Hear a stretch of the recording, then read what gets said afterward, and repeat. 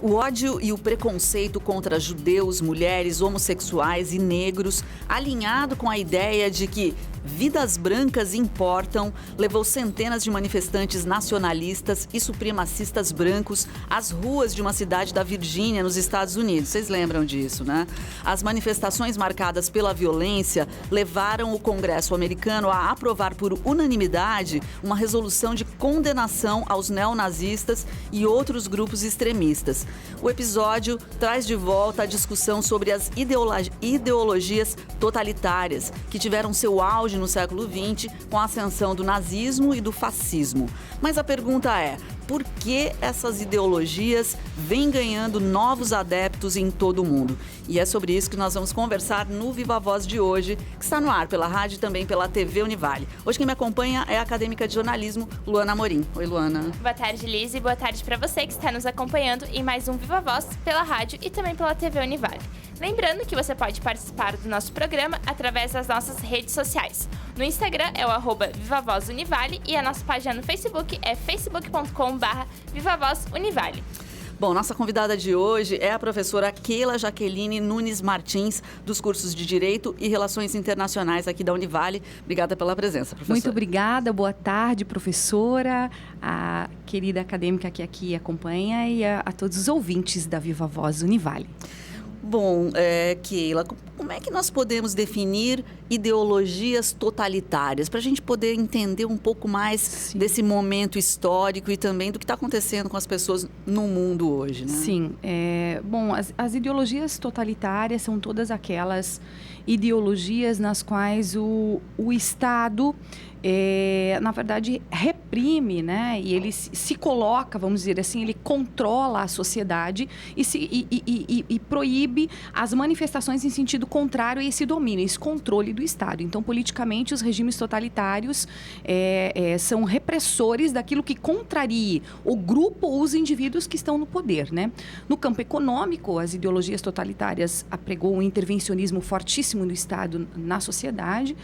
E no campo social, nós temos uma sociedade, então, reprimida, né? Que atende às ideias e que só pode aceitar aquilo que vem por força desse Estado repressor, né? Então, esse é um pouco das raízes do totalitarismo, muito ligado ao fundamentalismo, às ideias de extremismo, né? Então, as ideias totalitárias são essas que não têm como palavra-chave aquilo que nós chamamos de tolerância, de pluralismo, né? Então, o oposto da tolerância e do pluralismo são as ideologias totalitaristas, né?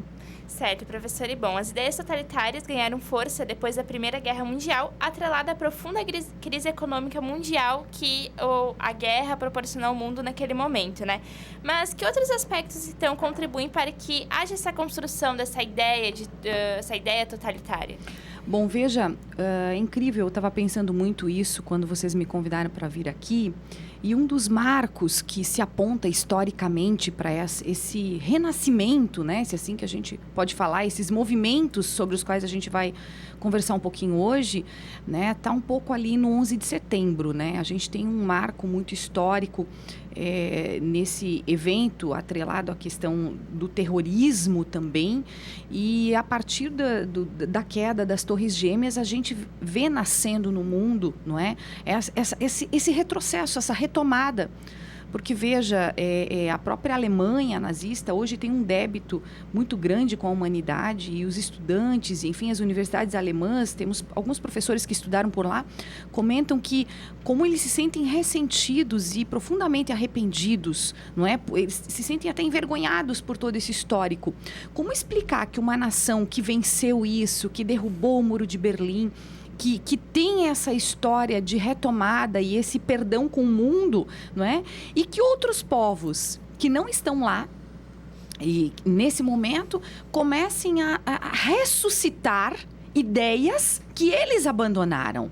que eles dizem na sua sociedade, nas suas escolas, nas suas universidades, olha, isso não foi bom, isso foi muito ruim. Foi muito ruim para a gente, para o mundo, para a história da humanidade, né? E aí a gente vê um grupo no Brasil, nos Estados Unidos, em outros lugares, trazendo essas ideias, né? Então, a história é muito cíclica e a gente vê nesse aspecto histórico humano um grande retrocesso, né?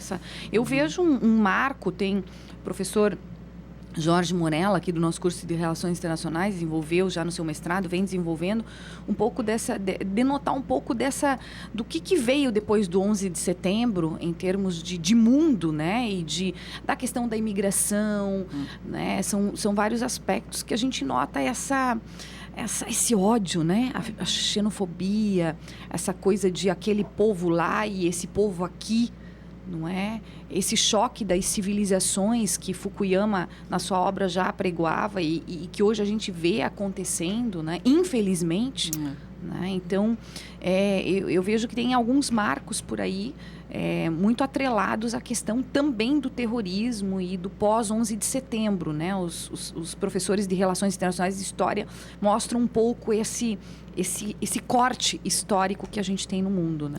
Pois é, a nossa intenção com essa conversa é realmente tentar compreender um pouco melhor esses fenômenos. Então, a produção levantou alguns dados bacanas que eu gostaria que você refletisse com a gente. Um levantamento, por exemplo, dessa ONG chamada Southern Poverty Law Center, que é uma ONG dos Estados Unidos, que monitora movimentos radicais como neonazistas, skinheads e tal. Essa ONG diz que existem só nos Estados Unidos 1.000 grupos extremistas em atividade, né?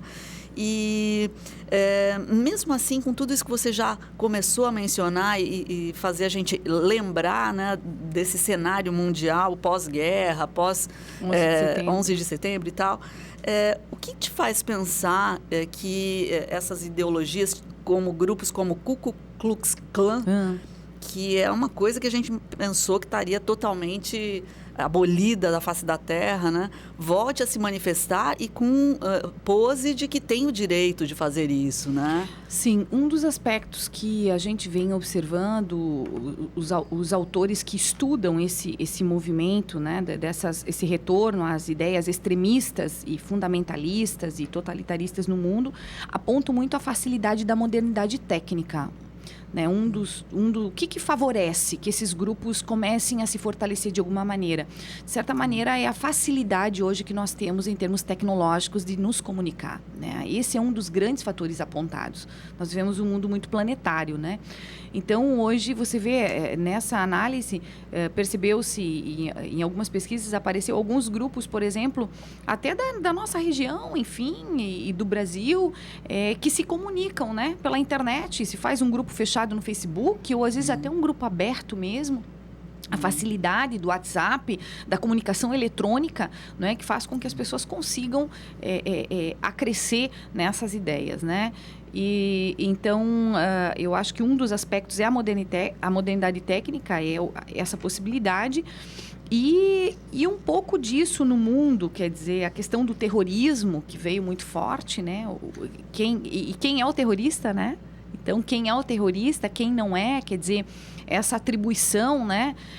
Pensando um pouco aí na questão do próprio terrorismo, que é um pouco do extremismo, né?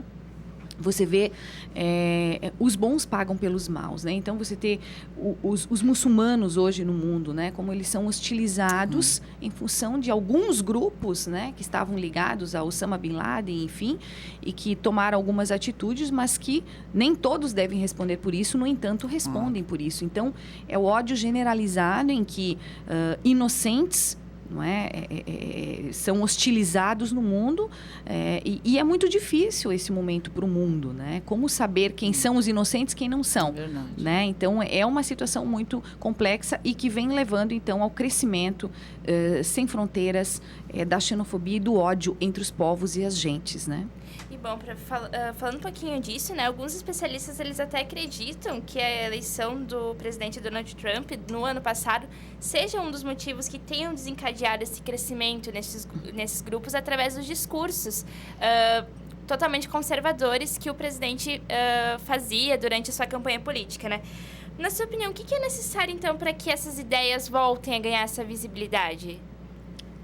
As ideias... Isso, de regimes totalitários, enfim, né? Essas ideias... Ou que elas não voltem, né? Eu acho que melhor seria isso. Que elas não voltem. Tá. Bom, a minha opinião sobre isso é o seguinte.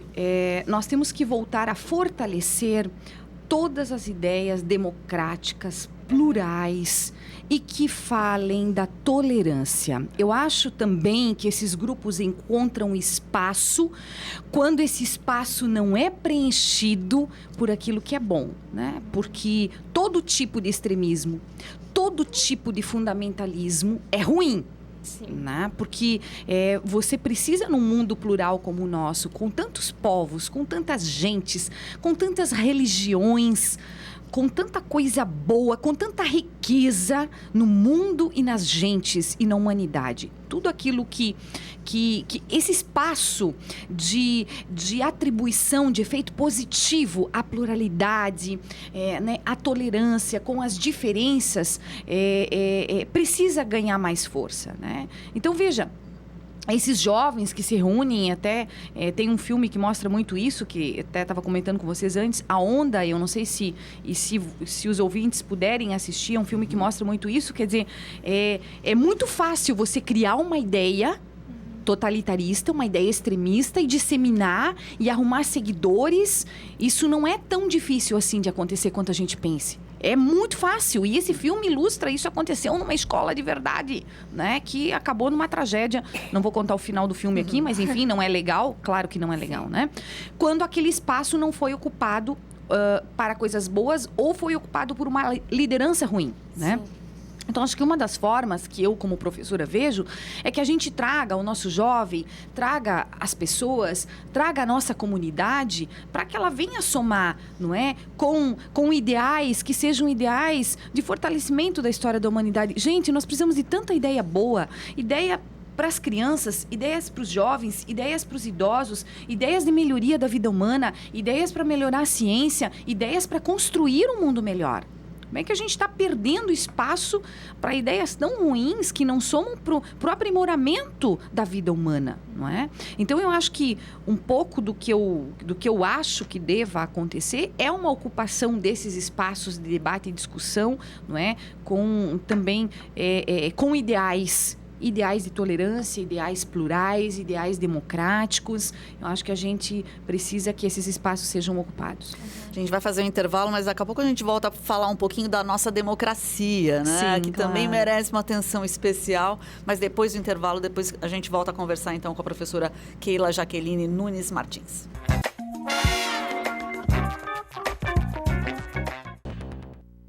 Já estamos de volta com o Viva Voz de hoje, que está recebendo a professora Keila Jaqueline Nunes Martins, do curso de Direito e Relações Internacionais aqui da Univale. O assunto de hoje são as ideologias totalitárias. Bom, eu falava para a gente colocar na nossa mesa um pouco sobre a nossa democracia, a democracia brasileira, que vive aí, né, aos trancos e barrancos diante de tantos episódios, né, que a cada dia surgem aí na mídia e a gente vai descobrindo coisas que não gostaria, né? E eu, pesquisando um pouquinho para vir conversar, achei uma fala de um professor que é doutor em Direito na Federal do Paraná, ele chama Flávio Antônio da Cruz. Eu gostei da maneira como ele coloca. Ele fala o seguinte: devemos falar em democracia em um período de inquisição, de censura, autoritarismo, racismo, machismo e homofobia. Devemos falar em democracia em um momento em que desavisados clamam por ditaduras, talvez sem atentar para o terror que isso representa. E aí isso me faz lembrar que nas redes sociais, especialmente, a gente vê muito, né? Manifestação de pessoas pedindo a volta do regime militar, porque só os militares trariam ordem ao nosso Estado, ao nosso país. E, enfim, como é que você vê isso, professora? São as ideias messiânicas, né? Quer dizer, quando tudo dá errado, nós temos que ter um Messias, né? Nós temos que ter uma salvação, uma tábua de salvação, né? Então, eu tenho ouvido muito isso, aterrorizada, não né, porque sou contra o exército, contra os militares ou contra a polícia, eu acho que isso é um absurdo, as pessoas que dizem isso, porque nós precisamos, né? Precisamos do Exército, precisamos da polícia, são instituições que fazem parte do Estado Democrático de Direito. Agora, um retorno àquilo que se pede é uma ditadura militar, é um pouco perigoso a gente falar isso, porque nós não podemos desconhecer o que foi o período de ditadura militar. E muitos, eu ouvi outro dia de uma pessoa dizendo, não, foi um período muito bom, para quem viveu foi muito bom. Eu digo, olha, então a gente está desconhecendo um pouco a nossa história, né? Não foi um período muito bom. Como não está sendo muito bom o período que a gente está vivendo hoje, né? Mas à mercê de ideias novas, à mercê de a gente construir soluções democráticas e que não lancem fora toda uma experiência que foi construída a duras penas e sobre o sangue de inocentes, nós retomamos, não é, a uma velha tábua de salvação, esquecendo tudo aquilo que foi o período efetivo da ditadura militar nesse país, né? Esse é o grande perigo quando não se tem ideais claros, quando não se tem rumo, quando não se tem direção. E nós estamos nesse momento. Então, cada um fala alguma coisa e isso é um momento de perigo. Nós vivemos um momento de perigo. Porque esse momento em que a gente está sem rumo, sem destino, é aquela coisa. O que vai acontecer agora com o Temer? O que vai acontecer com o governo federal? Quem vai assumir esse navio que é o Brasil? Né? E aí, o que é que se aparece como tábua de salvação? Vão voltar para os militares. Porque daí, né, as coisas vão funcionar. Não vão funcionar. Né? Como a gente diz em direito, quando tudo está ruim, vamos criar uma lei nova para ver se melhora. Lei não muda as pessoas. Pessoas mudam pessoas. Sim. Né? Pessoas mudam seus comportamentos. Uma lei não muda ninguém. Não é porque uma lei veio que mudou agora a sociedade. Se as pessoas não quiserem mudar, nada muda, né? Então, eu acho que esse é um discurso bem perigoso, né, que eu já ouvi também por aí, até está na mídia, inclusive, até os militares depois negaram isso, que não houve essa conversa entre os militares, general, né? Que a gente tem aqui o Hamilton Mourão, que não foi assim, houve todo um debate aí, né? Mas isso é porque nós estamos sem firmeza, né? Sem rumo. Eu acho que é a ausência de rumo, de firmeza, né? E de esperança e de se saber o que fazer com esse Brasilzão. Então surge esse tipo de ideia que é muito perigosa, né?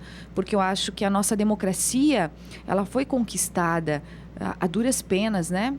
Com muita coragem e as nossas instituições democráticas têm mostrado que elas funcionam. Tu falaste, né? Meio capengando, é verdade, mas elas funcionam, né? Elas funcionam, então a gente tem que cuidar com o retrocesso. O meu discurso sempre vai ser, né?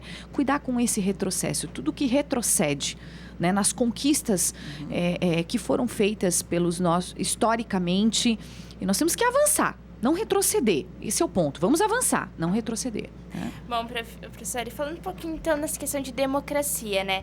A gente tem então o caso da Venezuela, que é nossa vizinha aqui praticamente, e durante a 22ª Assembleia Geral da ONU, o presidente Michel Temer qualificou o governo de Maduro como uma ditadura socialista e um regime corrupto que está destruindo o país.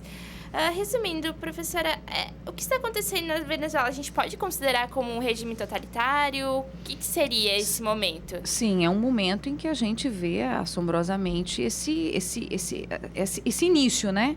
Então, a gente vê acontecendo e alguns cientistas políticos têm dito, né? Vamos tomar cuidado para que o nosso país não se transforme também, né? Que a gente tenha cuidado com o Brasil nesse aspecto, né? É muito difícil a gente julgar, eu não conheço profundamente a experiência da Venezuela para fazer uma análise mais profunda, mas eu acho que só estando e vivenciando a experiência que se pode falar sobre ela, mas sempre que você tem a exclusão da pluralidade, né, e a impossibilidade de se questionar com a divergência, né, você tem, e essa é uma base de um regime totalitarista, né, está dentro de uma doutrina totalitarista, sim, né, porque a base do totalitarismo justamente é a ausência da possibilidade do questionamento, né?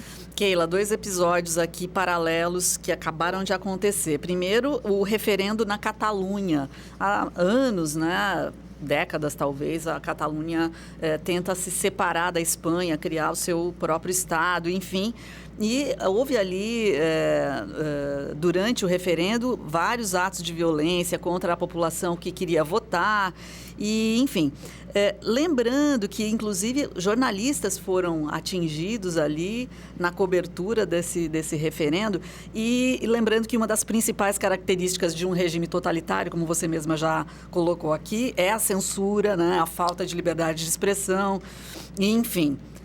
Esse episódio na Espanha acabou impulsionando mais uma vez um movimento aqui no Brasil, que é o movimento chamado O Sul é o Meu País, que você já deve conhecer também, né? E em uma entrevista ao G1, a coordenadora do movimento, que é a Anídria Rocha, afirmou que com a crise que o país está passando hoje, o número de adeptos a essa ideia está crescendo, né?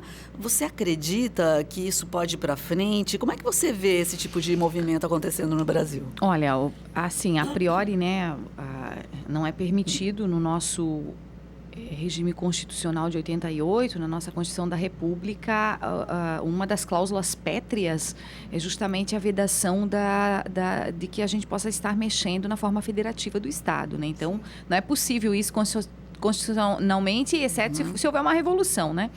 Mas com relação a essa ideia, né, ao movimento em si de separatismos, não é? Veja, a gente vive o contrário em termos de mundo. A gente vive um mundo que se globaliza, que se planetariza, né? Que caminha num sentido de união, não é? Então, essas ideias separatistas, elas vêm na oposição, é um movimento de oposição a isso. Por quê? É justamente aquela questão. Ao invés de a gente resolver o problema, então a ideia é assim, o Brasil está muito ruim, né? Muito ruim, está péssimo. Então, assim, ao invés de a gente resolver isso tudo, o que a gente vai fazer? Vamos fazer o nosso país separado, é mais fácil. Grupinho. Fazer o nosso grupinho, né? É mais fácil, né? A gente, como aquilo, a gente está com um sério problema com o filho e tal, então, ao invés de a gente dialogar com o nosso filho, vamos dar um celular ali na mão dele para ele ficar bem quieto e não conversar mais, que ele está perturbando muito, e a gente não vai conversar sobre isso, né?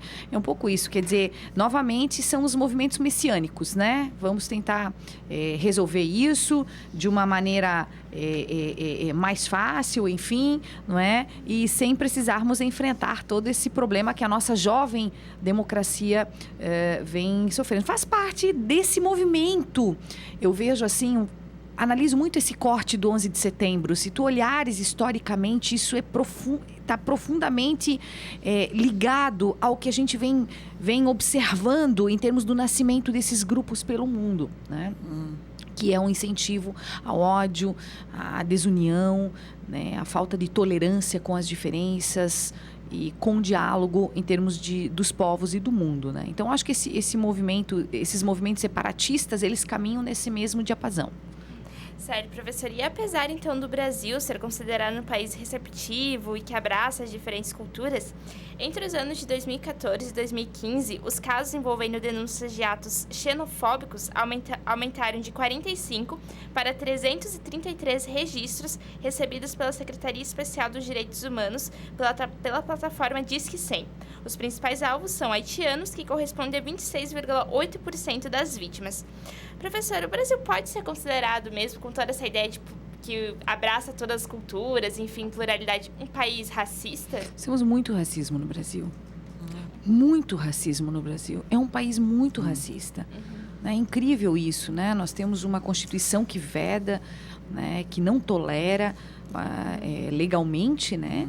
Mas nós temos muitos casos, infelizmente, de violência aos negros, aos haitianos, né? E isso mostra, os dados mostram efetivamente que nós temos ainda, né, um racismo, isso sem contar com o racismo velado, claro, né? Porque esse ainda é o racismo que se expõe em números, quer dizer, alguém que vai numa delegacia de polícia e registra, olha, foi machucado, ou são os casos que aparecem nas estatísticas, né? Nós temos inúmeros casos que não aparecem nas estatísticas.